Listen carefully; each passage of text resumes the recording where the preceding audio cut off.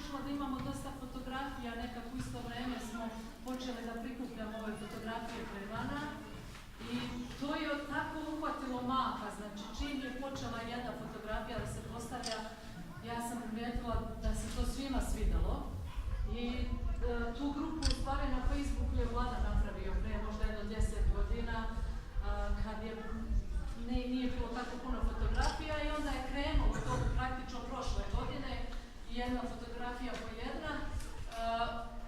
Znači ovo što sad ovdje imamo, to nema nikakvih prioriteta, znači da se neko ne uvredi, znači to je ispalo tako kako je ispalo, znači ono što je bilo najkvalitetnije ili najbolje slikana fotografija telefonom ili skenirana je ovdje.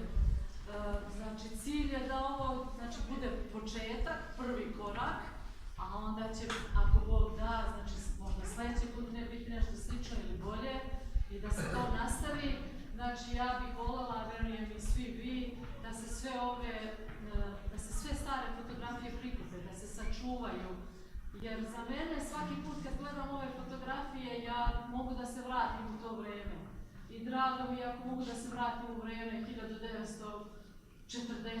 i da vidim tu djecu sa 4-5 godina kako su izgledali, kako su bili obučeni, kakvi su bili na vašarima, na svadbama, u školi. I većina ovih fotografija su stvari podeljene po celinama školske, vojničke, đačke, porodične, građe.